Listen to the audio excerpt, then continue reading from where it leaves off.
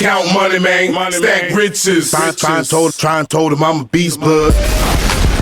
What's up, gang? Welcome to the G.R.I.N.D. Simon Arias here. Get ready, it's a new day. What's up, gang? Welcome to another episode of the G.R.I.N.D. Get ready, it's a new day. We got Big Perm in the house, of course, and we got my man, James Cunningham. Y'all, I can't wait to expose you to James Cunningham. If you're not with American Income, which most people I think are not that listen in, but many are, I just can't wait for you to get some wisdom and advice from a great businessman, a great father, a great husband, a great friend, just a great person that's getting it not only in business successfully, but just in life, man. So James, welcome to the G.R.I.N.D. Welcome. And maybe give a little brief intro on your story, yourself. I know you played at St. Ed's, you went to Mount Union. Just maybe like a condensed version of who you are. All right. So first of all, thank you guys for having me. I've been waiting to get on this because I love the G.R.I.N.D. It's definitely one of the best podcasts out there. So shout out to everybody and all the listeners. So let me tell you a little bit about my background. Grew up in Cleveland, Ohio. And, if you know anything about Northeast Ohio, there's a saying that, nothing is given and everything is earned, So I had to grow up that way. And I grew up in a single parent household. Me and my two sisters, and my mom, single-handedly raised me, and from there, I had to figure out a way to go where I wanted to go in life. I didn't have that many good examples, in my household or even in the neighborhood I grew up in, so I had to rely heavily on sports. If I was going to get out of my environment, living in the projects, growing up on welfare. That's the only thing I knew. Sports. So, I started to play basketball and I ran track. So funny story, when I ended up going to St. Ed's, Simon, which is, about St. Ed's, one of the best schools in the state of Ohio. I arrived there, freshman year, I get cut. Well, I didn't make the team, let's put it that way. So I had to look in the mirror. Wow, I didn't know that, James. Oh, yeah. Okay, love it. So, no, when it came to playing some street basketball, I can run with the best of them. But I never really truly played organized basketball to compete like Real that. ball. I did play basketball in grade school. So I go there, this is that next step for me to get out of here and then go to college and so on and so forth. So I go there, I get cut, don't make the basketball team freshman year. So got to look in the mirror and ask myself, what are you going to do now? So I told myself, you know what I'm going to do? I'm going to just get ready, and I'm going to come back next year. I'll make it. I attempted to play football for the first time my freshman year in high school. And what ended up happening is, number one, when you're a basketball player, you never played football, and you don't really like the contact, I think you're going to shy away from it and probably stick to what you know. So for me, I literally said, I'm not playing football. I'm going to concentrate on basketball. Year two comes around. I make it all the way to the final cut, get cut again. So then I'm forced to have to figure out playing another sport. So that's when I started playing football. So I didn't really start playing football until my sophomore year in high school. And I ran track, all through grade school and in college, in high school. So I finish, graduate 2002, go to Mount Union, and end up playing football there, ran track. And, from there, I played football. We ran track. My freshman and senior year, we were national champions in football, and I qualified as for track and field 4 times for NCAAs. And my senior year, finally was able to pull out a national championship. But the whole purpose of that was because just wait a minute. Amazing, man. Okay. And those, some of those things, I've known you so long, bro. Some of those things you never even told me before. I don't know. That's why I love this, because I don't know when we ever would have got into that conversation. But that's so dope. That makes you even cooler. That makes your story even better. I'll take me a dude that went through that and got cut twice in basketball and decided to play football. All of a sudden, he's a national champ in football and in track. Amazing story, and I love Mount Union. I almost went to Mount Union coming out of college. You know, I remember visiting there and almost going there after winning the state championship in Youngstown. And so it's so similar to me because St. Ed's is like Ursuline. You know, so you may think, oh, the dude went to St. Ed's. He just must have had it easy coming up. Never would have thought single mom. Mm-hmm. Never would have thought welfare because you went to St. Ed's, like me going to Ursuline. But it's powerhouse sports, and it's still. I mean, it's on the north side of Youngstown. You go down a couple blocks, people get smoked over there all the time. It ain't a perfect environment. You know, I went to school with dudes that got killed and killed other people. You know, it wasn't a normal, that type of a situation you would think. But it was definitely better than what I was going to be going to school to, probably where I was going to be going. And so, just like you, man, very similar. I could relate to what you're saying in your story. So I love it, man. And keep going, man. There's more to you. Only got us to the college part. Now what?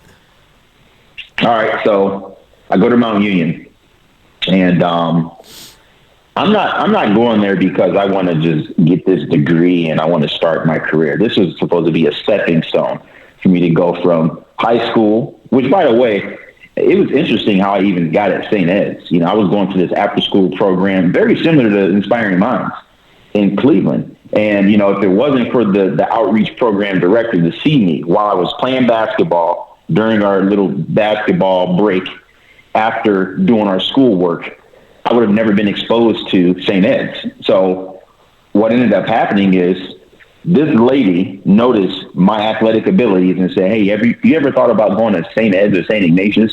And I'm like, I have no clue what you're talking about, And she's like, well, I would like to talk to your mom and see if we can set up a visit to go there. So when I ended up going there, and it's so interesting how it all happened, man. It was God put people in my life that got me from here to there. So by the time I got to Mount Union, I only went there because I'm thinking I'll go there, I'll stand out, then I can go pro. And then I can come back, get my family out of this environment, and do the things I've always wanted to do since a little boy at the age of 9. So I go there. I graduated in 4 years. I studied sports management and business administration. And, I graduated 2006.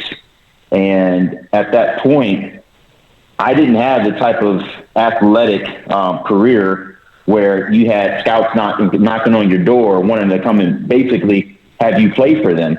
But I never lost hope, So I told myself, I'm just going to work for a year. I'll save up enough money. And then what I'll go and do is I'll go do some tryouts.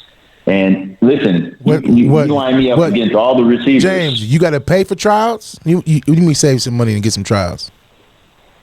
So, when you're doing these tryouts, for example, let's say you don't get invited to the NFL Combine that's televised. There's a bunch of other ones that go on throughout the year. They're always looking for talent.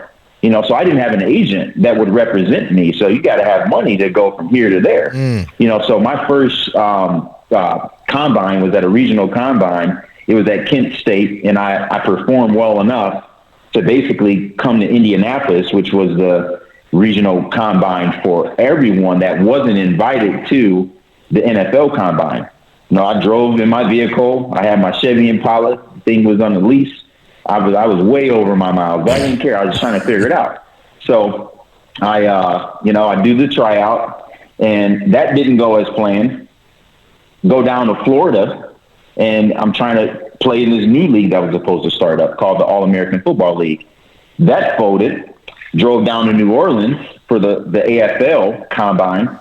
Did very well there. So if you know anything about 2007, you had NFL Europe shut down. AFL went on lockout. And listen, if you're not coming out in the first 2 rounds, the likelihood of you actually making the roster and being on the team is slim to none. So, in the interim of, I'm doing these tryouts, I'm done with the tryouts, I'm back in Cleveland, Ohio. I just completed my first position out of college. I was there for a year, Wells Fargo Financial. Great experience for me. It really helped me transfer into this business. And, I'm waiting for a team to call me. It don't work out that way. So my bills are starting to pile up. And I'm like, I got to do something about this. So I immediately got in contact with Rebecca Doak, who's the head of our career circle. Well, she was at the time at Mount Union. Drove down to Mount Union. I had a meeting with her, and I said, I need some help. I got to find a job. And I don't know what to do from here. So she asked me a few questions. What are you looking for? And I tried to do something very similar to what I had did when I was at Wells Fargo. So if you know about Wells Fargo, one of the biggest banks out west, and I was in. You weren't stealing no money, was you? At Financial from Wells Fargo. Huh? You weren't stealing no money from Wells Fargo. In the back trying to take some cash. But it's interesting though. Wells Fargo's had a lot of things over the years that they've had to deal with lawsuits and this and that. But anyways, okay. So I thought you was taking money. Go ahead. I go down. I meet with her, and she recommends 3 positions I apply for. And then here's the interesting part about it. All through going through Mount Union, they would always try and tell us, don't ever look for a job that's just commission. Mm-hmm. Only look for something with a salary, with benefits, with so on and so forth. Same thing they told me. Same thing. 100%. And I get it because they can't relate. Like the way they're set up, they're paid on the salary. So I get it, now. But then, had that job description had anything to do with commission, I don't know where my life would be right now. So she recommended a job posting that Nick Zangardi, who Simon knows very well, posted, and I applied to it. I think Nick called my resume within 7 days. I tried my hardest to do the research on the company, and I'm looking at the website, and I'm like, this is so generic. But I'm still going in anyway because I had nothing to lose. Yeah. I go in, and man, I come into the best office I've ever been in my life, and I knew something was different. See the way people are walking down the hallway. Mike Basu was walking past me. I've never seen somebody walk so fast in an office building. And I'm like, he's gone. Something's going on here, And I see a lot of young individuals who I know are doing well. Yeah. Now, I wasn't that big in the vehicles, but I saw nice vehicles in the parking lot. And, I just had a good vibe about everything. So go through this initial interview, and then I come back for the second interview, which was a completely different structured interview. And that was my first time being in a group setting. But I'm like, all right, cool, let's get it. Yeah. I got to put my best foot forward. I got to stand out. So I didn't sit in the front, but I sat in the back because I knew if we were going to go around the room that I could possibly be one of the last individuals.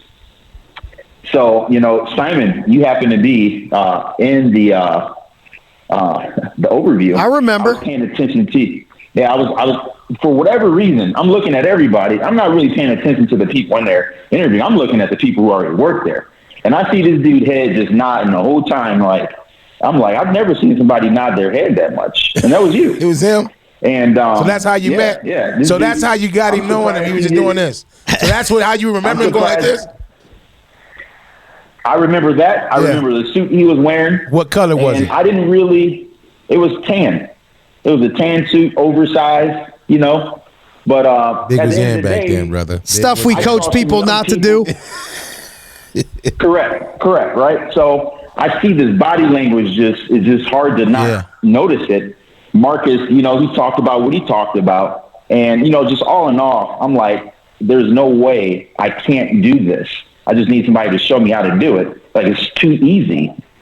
And, when it was time for me to explain why should I be considered, in my mind, I'm like, listen, I can show you better than I can tell you. Mm-hmm. And for whatever reason, I know I came off as arrant. I almost didn't get. Oh, you did for sure. Interview. Oh, he came up as so cocky. Oh, yeah, James. Oh, yeah. Yeah, his first couple months, But I liked him. Yeah. But I liked him. But the thing is it's only because I know I'm not the smartest person. Right. But I'm willing to listen. Outwork people. And I'm willing to follow. That's all it takes. And I'm not afraid of hard work at the end of the day. So shut up, be coachable, and go to work. That's it. At the end of the day, man, it's really that simple. So that's the journey, man, of what ended up happening from Mount Union to AIO. Now, what now where he's at right now is he's a business owner in Indianapolis for our business. Kills it. And what you've been on the council before, right, James? Been on executive council before with me 2 times.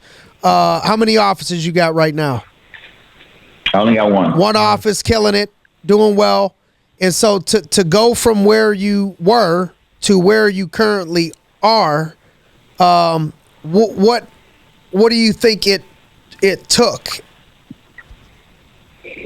So, listen, in life, if you want to go somewhere, you can try and go there by yourself, but the likelihood of you getting there is, I think, slim to none. So you're going to need some help. Mm-hmm. And, you know, coming into the business, knowing that I didn't know anything about, I didn't know anybody. Like, it wasn't like I knew someone personally. They had my best interests. I had to, you know, develop some relationships and, you know, come in and be the best student I could be. And one thing that I know is that I came to this company at the right time, in the right place, with the right people.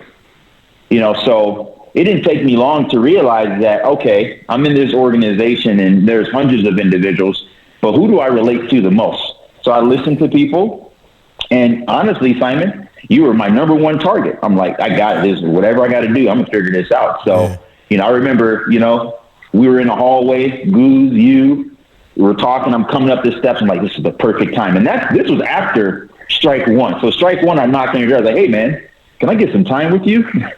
And you're like, hey, you know, come back and talk to me when you're doing, you know, something. You know, you got your certification down. He said, wait a minute, dog. Right? You got to be hitting this. So I much. wasn't the only one that was a little cocky at that time. Did you know I'd never say that now? Marcus would. I'd say it, but I'd be a better delivery. Yeah. So sorry, James. No, I didn't think you were cocky. No, I just, that made me because you play football. You're an athlete. You're an athlete. Correct, but you had a lot of responsibility, man. You know, I didn't understand the level of it, but you did have a lot of responsibility, and I respected that you had a lot of responsibility. So you told me, you know, when you get this down, come back and holler at me. Yeah. So we're in the hallway walking up, and you're talking to Guzman, and I'm like, perfect time. You know, hey, what can I do to get some time with you? And you gave me the key. You said, once you start dropping 4,000 a week, then come and holler at me. And I was like, really? In my mind, I'm like, that's all I got to do? I'll be back, right? So one of the first things we worked on once I did that was the phones. And you wrote really big on my script, I am busy, I am important, I am in control. Come on. Now, no disrespect to my field trainer or the person who hired me or anyone else, but you were my number one target of somebody who I knew I could relate to. Right. You know, so I appreciate you, you know, going out of your way, you know, open yourself up, because I don't know if I would have really had the foresight to understand what was truly possible in the business. You inspired me so much, man, from just what you had accomplished being the same age. And I'm like, man, I've never been around people like this. And whatever this dude tells me, I'm going to do, you know? So I remember there were times when I would literally drive 45 minutes to go and get food, to try and force you to eat with me. Do you remember that? Yeah, I remember. You were, you know. Yeah, I remember eating with you. Didn't you get some Puerto Rican food before and stuff? Puerto Rican food, yeah. That's how you would bribe me at first. And yep, you had me. He was like, man, I think it was on the west side. You're like, I'm like, I believe it, because there's a lot of Puerto Ricans over there on the west side. I bet you they know what they're doing. But dude, I took a liking to you because in this we didn't. You weren't coded to me, unfortunately. Oh. You know, I wish I could have got a rip and had James on my squad, dog. But I was working with you just because I believed in you. You know what I mean? After, you know, I knew where you were. I knew where you were gonna go, and I'm like, man, if this dude actually got the work ethic and the coachability to back up his talent and his confidence, then he's going somewhere. You know what I mean? And I just want to be a part of it. You know what I mean? Trying to help you out. So that was awesome, man. Good to see you. You know, go from there to where you're at right now. But so what was you listening to, man? Before we got started, man, I'm sorry, don't mean to cut you off, but before you get yourself prepared to get like on this right here, the Grindcast, what type of music was you banging, man? I don't know why, I just got to hear that.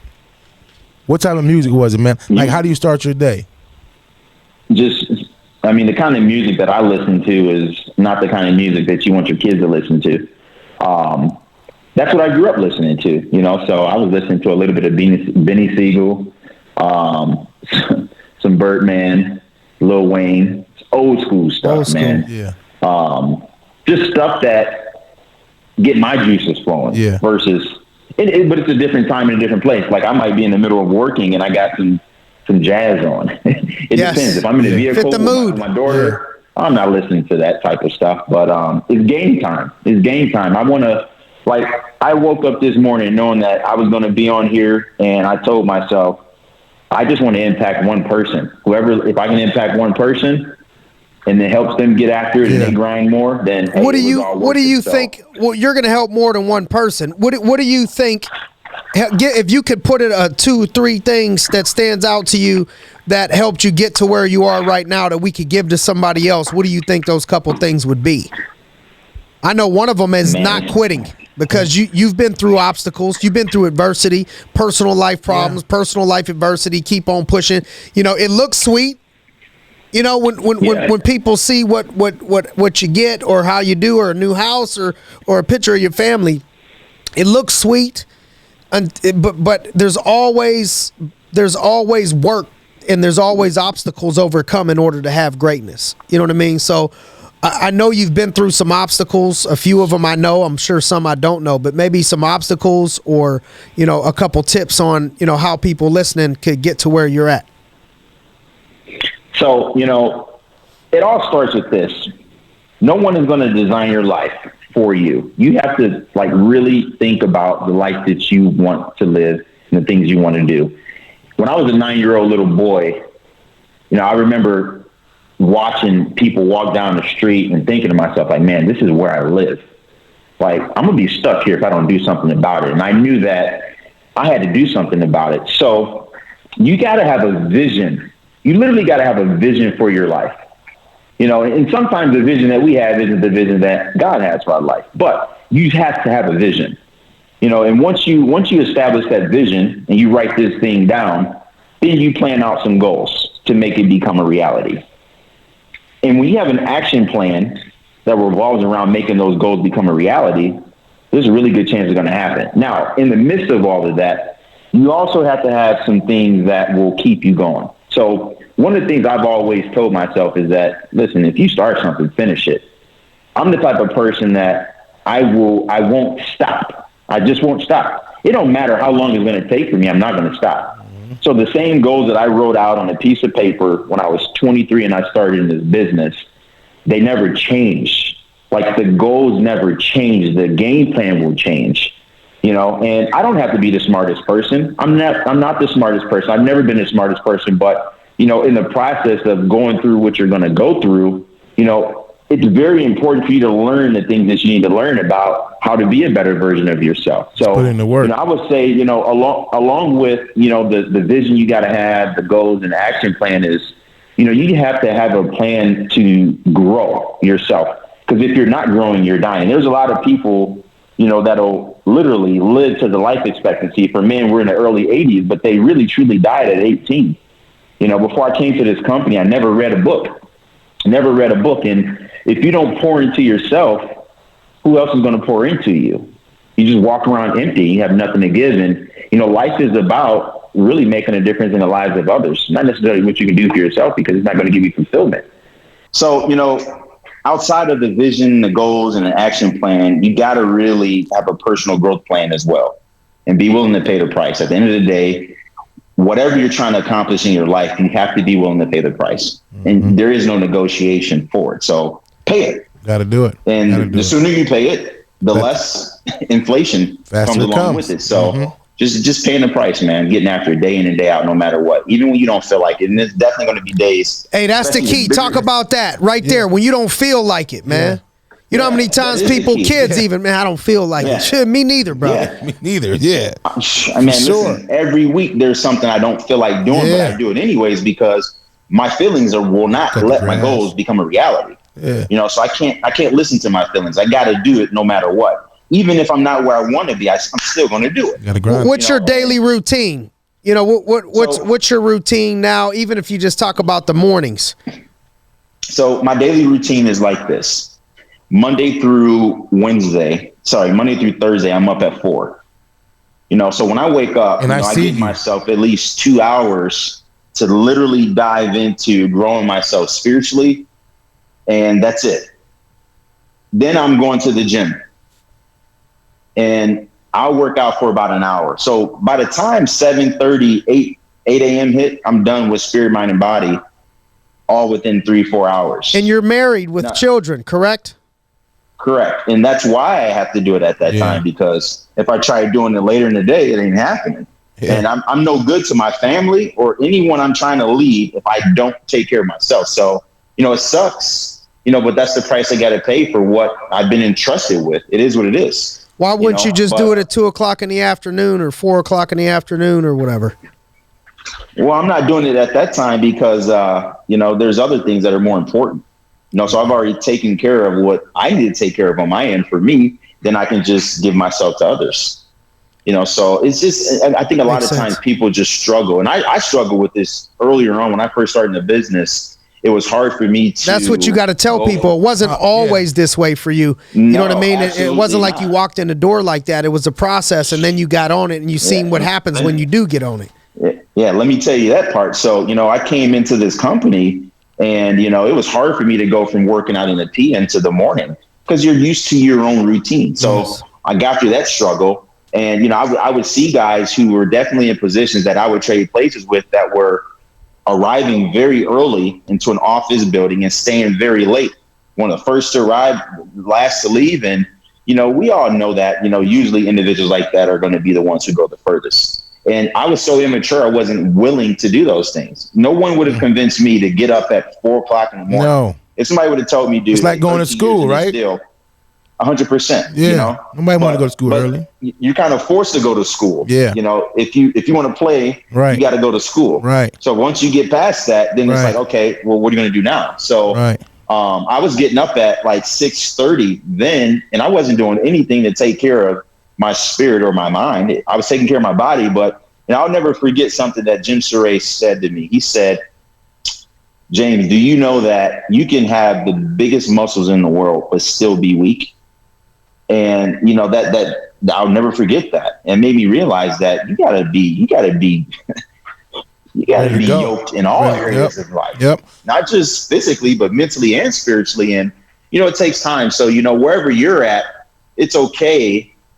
You can continue to grow in those areas. You just have to understand that there is no negotiation. You got to grow, because if you're not growing, you're dying in all those areas. So, my routine is between 4 and 7:30, no later than 8. I'm done. What time do you go to bed? 10 p.m. 10. That's the deadline. Yep. Now, there are times when my wife wants to, stay up a little bit later or whatever you want to call it. Do that. I'll sacrifice an hour of sleep and only get 5 hours of sleep because I know my sleep pattern. I know what my body needs. I need 6 hours of sleep in order to function properly. Right. I can make it on 5, but if I do that more than 3 days in a row, it's going to catch up to me. And for whatever reason, my joints start hurting. So I got to make up for it in a later end. But I know that over the course of a week, I need 42 hours of sleep. So when we started just now, I heard you, Simon, say, "What's up, Mr. Cheeks?" Now, what's that all about, man? Like, is that? I mean, I want to make sure I say it the right way, because if I say it the wrong, you know what I'm saying? What is Mr. Cheeks? What does that mean? Like, what up, Mr. Cheeks? Like, does that mean? Face. Okay, you got big cheeks on your face. I thought it was something else, bro. You know what I'm saying? I wanted to make sure you clarified that up. You know what? Up here, Mr. Cheeks. Up on your face. Yeah, that's what it's about. But, just like any normal 23-year-old, starting. I had cheeks too. Or just my mom being 23. They used to always you're chasing certain things. So, when I started in the business, listen, I was focused. You chasing certain things about cheeks? Yeah. So I got caught slipping, chasing something, and I earned that nickname after the fact. So okay. Yeah. All right. So let me ask you something, man. What now that you're coaching others, and I've been developing and working with people for a long time. Last year, you actually had the #1 agent in the entire company on our company's convention on stage. Man. #1, Ashley was from his agency. Yeah. So shout out to Ashley. How do you describe the ideal person to coach? Like in a perfect world, what type of people would you like to coach in 1 minute or less? Great attitude, gives good effort, and very coachable. Meaning, if I say do this, they do it. They don't really give lip service. They might ask questions if they have questions. Very competitive, confident, committed, love challenges, high character individual, competent. You know, these are just characteristics.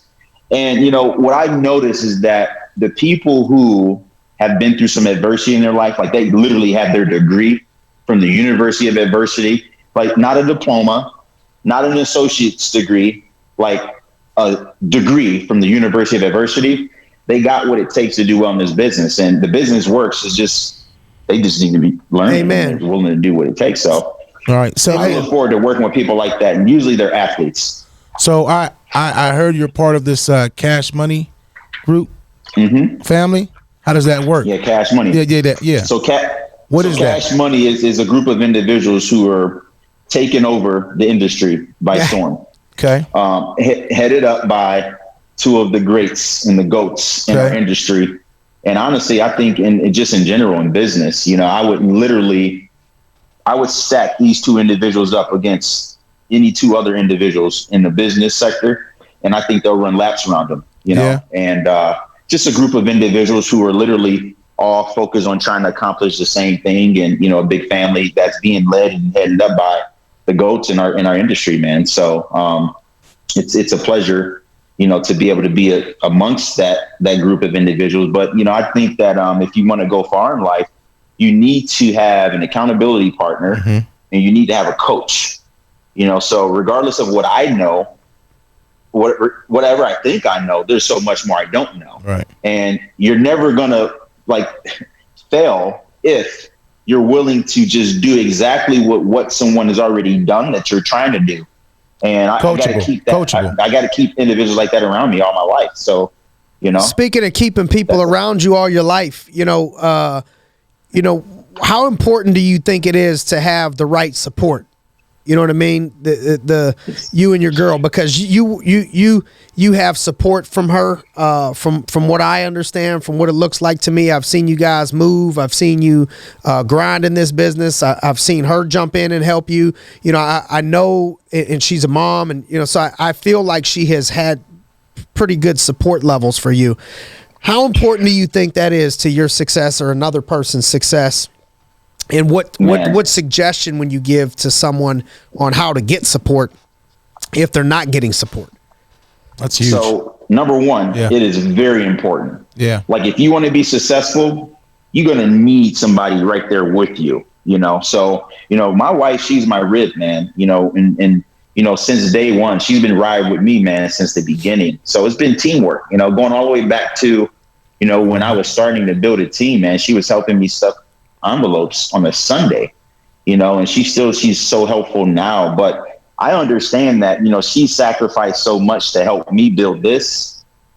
She deserves everything she got. Right. And I'm going to help her with her goals, her vision. But it all starts with this. Like, if you're going to be in a relationship with somebody, let's make sure we understand what vision we have for ourselves. Yeah. So it's having a collective vision together, you know, understanding that it's going to take you doing this, me doing that, and working towards it and being committed, while also understanding the things that you're going to encounter and being prepared to respond to those things when things come up. And I think the better, you know, people can like legitimately think about what they're going to encounter and already make the decision on how they're going to respond to it, they'll be better off because they've already talked about it. Like if we talked about, if we encounter this is what we're going to do. We've already talked about it versus when it happens. Now you see how someone's going to respond, you know? So it's so important to have a spouse who supports you, who has your back, not on your back, two different things. They can be on your back and they think that that's helping you, but is really hurting you. You can only carry so much. Mm-hmm. But if they got your back, all a man really truly needs is, I believe in you. I love you. I support you. And you're good in my eyes. So she makes it so easy for me. I don't have to worry about much at home. I come home and man, I don't have that much to worry about. So all I got to just worry about is serving people. And, you know, I know that without having someone like that in my corner, it would be very hard. It would be very hard. What, you know, you were a bodybuilder for a while. I don't, you know, I know you're still yoked up. I know you're still in good shape. You know, I remember seeing you early in the morning at the meetings and stuff and working out and stuff. But you did bodybuilding shows and won some awards. So tell us about, you know, what similarities do you think bodybuilding has to this business or just success in general? Could you make any comparisons there? Absolutely. So, the thing about bodybuilding, is more than just looking at people with muscles and oil. Actually, it's one of the most embarrassing, uncomfortable things to do. What, bodybuild? If somebody would have told me, because the oil, because you got to put that oil all over your body when you big, right? So it flex. Not only that, you should see the draws he's wearing. A bikini thong on. Oh, you had the thong. You had the thong songs on? Okay. There's different divisions. Okay. But it takes a lot. What color was yours, bro? I think my first show, purple? I think they were red. Oh, red. Okay, you was in it to win it. Red. I know red. Y'all like red. I think it was red. Red's good. So I don't know about that. No, go. You got to overcome the fear of just putting yourself in that position where you got hundreds, if not sometimes thousands of people staring at you. Right. You got That's huge. lights all on you. Like, can you it's do? Uncomfortable, I bet it is. Yeah. So it teaches you to be able to overcome uncomfortabilities as well as mental toughness. Like, for example, when you're prepping for a bodybuilding show, once you're getting towards the finish line, man, you're way cut back on carbs. And if you know anything about carbs, carbohydrates, it gives you your energy source. So when you cut back on the carbs, you can be the most moodiest you'll ever find somebody, in your life. So, you got to be mentally tough during that process. And then just to be able to show up day in and day out to execute something that is going to take in order to achieve a certain goal, you got to work hard. There's going to be some sacrifices. You got to be okay with being critiqued. You're always, giving updates and progress pics on what your body is looking like and how it's transforming, and being okay with somebody saying that, well, you still got to work on this area. So we got to get after it, and just being okay with that, along with the preparation that goes into it. All of those things are very applicable to business. You got to prepare in business. You got to be okay with being critiqued. You got to work hard. You got to have mental toughness. You got to overcome the fears, and all those things are going to happen in business. So when you have an experience like that, I think it's easier to adjust in a business setting and apply those things that you're able to overcome or do there in this. In 1 minute or less, I got a couple quick ones. Last year's top producer, we mentioned Ashley Rust. Tell us about her, why you think it makes her, what's special about her, why #1 in the country. Changed her thought process, and she elevated her game, and #1, believing that she can do it. That's where it started. It started here. And there was a plan put together, Now, amongst all of that happening behind the scenes, I had to elevate my thinking too, because I had never talked about some of the things I knew she could do, because I started to look at her game and I'm like, man, you got this many holes, and if we fill these holes, I know you can do this. So let's get it. She stuck to the plan, and she's the one who did the work. I didn't do the work. I was just in the background saying, I believe in you. I'm here. I'm supporting you. I'm encouraging you, and doing everything I need to do as a What do you think it was? You think it was work ethic? Or, one thing she mentioned to me was reinvesting. She invested into Appointment Setter, paid a bunch. So it's reinvesting into the business. Any other things stick out about Ashley you think that separated her? I mean, being #1, that something special had to stand out. That you're like, man, this is it. You know the difference between the #1 producer and the least producer. It has everything to do, direct correlation with how many people you serve. She has a big heart, and she just basically had a target that she wanted to do, and it's going to happen. When you really truly want to serve people, it's not about selling people. You can do very well in this business, and I think it comes down to that, like just having a big heart and being someone who truly, genuinely tries to help people, but she just basically changed those goals. Love it. She elevated her thinking, it wasn't anything other than, crazy. The prep that goes into it as well, but it's just, her heart more than anything, I think. What's your favorite thing about our business, man? Two things. My favorite thing about our business is literally being able to change somebody's life. It's nothing like, you meet somebody, they don't really know you, and the next thing you know, years later down the road, their life is forever changed. You have something to do with that. Can't nobody ever take that away from you. Yeah. And when you can also help people live out their purpose in life, man, I think that's the best thing that you can do. I mean, people could make all the money in the world, but when we die, we ain't taking any of it with us. You can build the biggest home and drive the best cars, but when you help people live out their purpose and you help change lives, I'm talking generations to come. I don't know if there's anything more rewarding. I really don't. You know, those are the top two things that I really love about what we do, for sure. Truth, man. Truth. So, you know, speaking about what you love, what do you think are some common misconceptions about what we do that people may not, you know, understand? You know, it's like, oh, you know, I thought it was this way, or I thought it was like, what do you think is something that may be a common misconception about what we do? I know one of them I want to hear you talk on is that you don't need to only, you know, like people, I used to have the misconception that you could only make that type of money if you were an SGA. And I mean, what these people make and are able to earn in their first year, second year, or producers like Ashley, or, you know what I mean, MGAs, or, you know, RGAs is crazy. But anything that you could think of that are misconceptions in 2 minutes or less. The first misconception is people think that it's all about selling. It is really truly about serving. People think that you really have to be good at sales. No, you don't. You have to be good at serving people, you know? So the law of compensation states this, that your income is determined by how many people you serve, how well you serve them. And if we want to make more money, we can always find more people to serve. It's that simple. So let's say I want to make $1 million. Well, you got to serve 2,000 consumers in our business on a yearly basis by yourself. Is it easier to do that versus you show others how to do it and they do it as well? I don't know, you know, but I can always show others how to do it, and we can serve 2,000 plus people collectively together. So, you know, it's about serving.